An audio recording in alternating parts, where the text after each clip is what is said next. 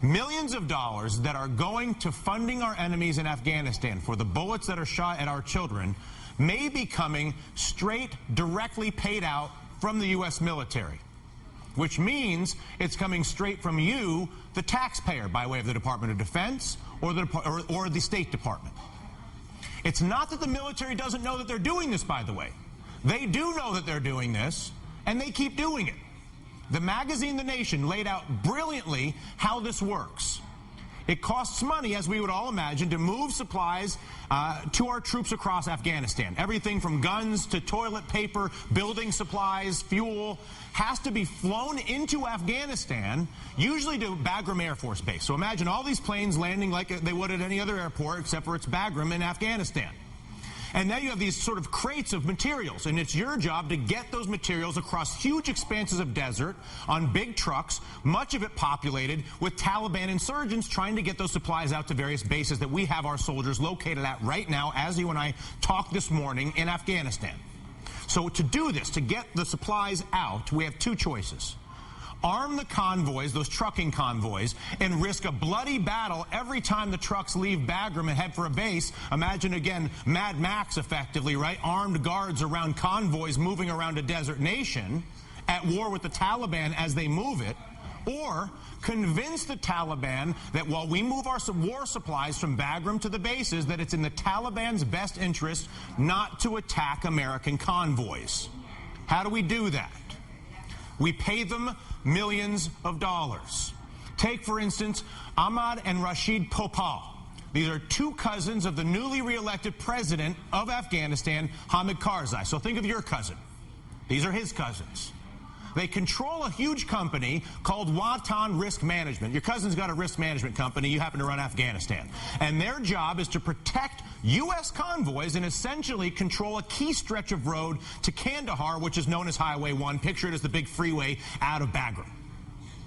According to The Nation, Watan is allied with the primary warlord who controls that territory, right? So let's take a step back and show you how this really works. It begins with the U.S. government money, our money, your tax money. You go to work, you pay your taxes. That money flows into Afghanistan by way of the State Department and Defense Department and goes to trucking companies who are in charge of moving our U.S. troop supplies from the Air Force Base around the country. One such company, called NCL, and owned by the son of the Afghan defense chief, you can see how this works, operates on a $360 million U.S. government contract. That's your tax money being paid to those people. That company goes to our friends at Watan, your cousin. So I got the defense minister's son dealing with the president's cousin. Good times. We deliver the money and pay, and they deliver it to the Taliban so that as our soldiers are supplied with our supplies that we're paying for, don't get shot at by the Taliban on the way down the road. How much are we paying them?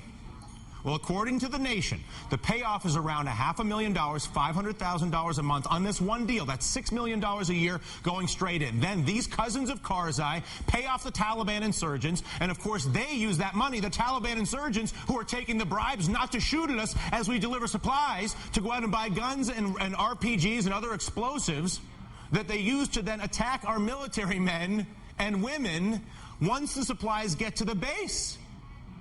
In fact, U.S. military officials in Kabul estimate that at least 10% of the billions spent U.S. taxpayer dollars on Pentagon logistics contracts in Afghanistan go directly into the pockets of our enemies to bribe them not to attack our supply chains so that they can then take the money to engage in a battle over rocks and heroin with us in Afghanistan.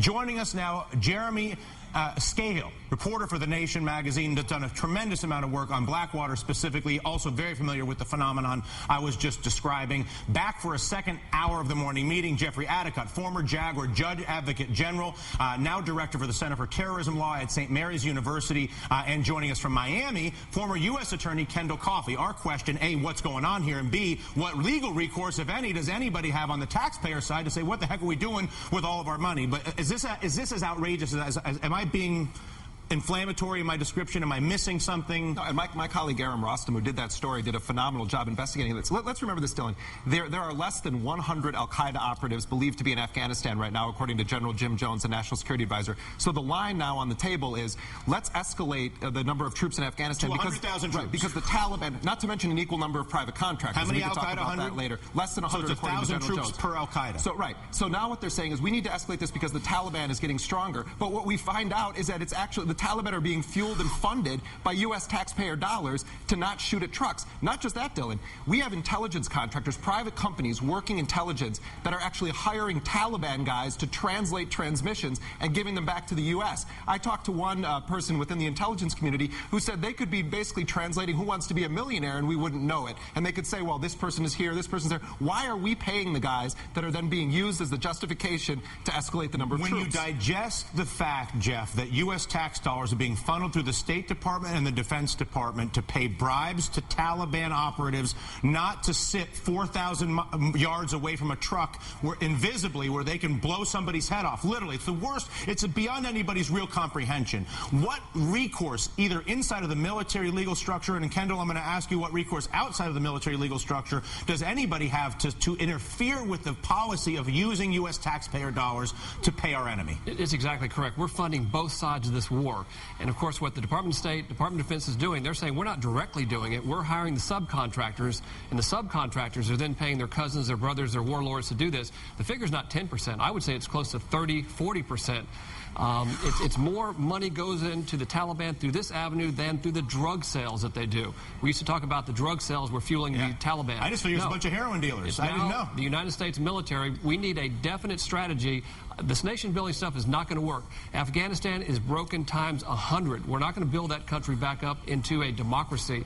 Candidate Obama had it right. Go into Western Pakistan, destroy these people where they have reconstituted. Instead of fiddling around without a strategy, nobody knows what they're doing. It's a deer in the headlight. We need to focus. We need to get to a decisive military victory, not this nation-building corruption game that we're playing. Kendall, if you were to look at it again from a taxpayer perspective, from a legal perspective, where it is our children and our money that are at war in this country, and we know that we are funding at least 10%, maybe 30 or 40% of the money of our opposition, who is basically allowing us to stage ourselves in the country, and we pay them a bribe to allow us to stage ourselves in the country so that we then fund them to fight with us once we've staged the theater.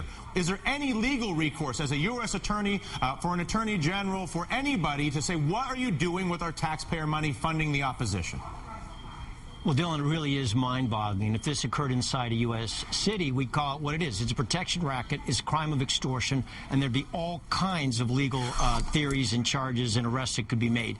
It's a little more complicated here, but one of the key things, which I think is fascinating, is can you take the position that these so-called security companies, which are inextricably bound to the Afghan government, I mean, they're relatives, they're family members. It's my cousin and my brother's kid. Right? It's my cousin and my brother's kid.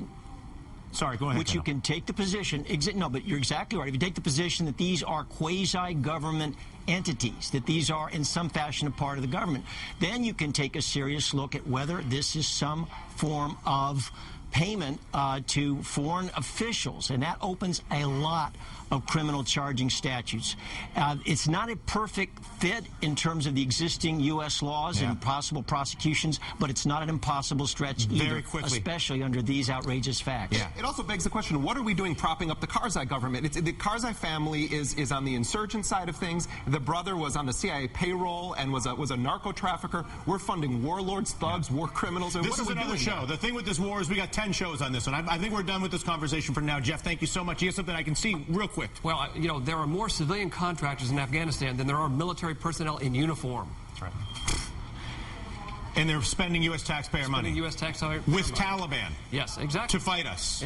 Essentially, we have entered the crazy zone. Gentlemen, thank you very much. Let us get out of the crazy zone promptly. The war in Afghanistan entering its 9th year. No end in sight. Our troops are the ones getting the shortest possible end of the stick, with many of the same service members being deployed, 5 or 6 times with minuscule breaks in between. Adding to this, our economy, of course, a boon to military recruitment equipment because of the recession. I do want to point you to an article that I've written on the Huffington Post talking about one small thing we can all do to help our fighting men and women as opposed to pumping money into rescuing banks that we know are exporting that money out of our country.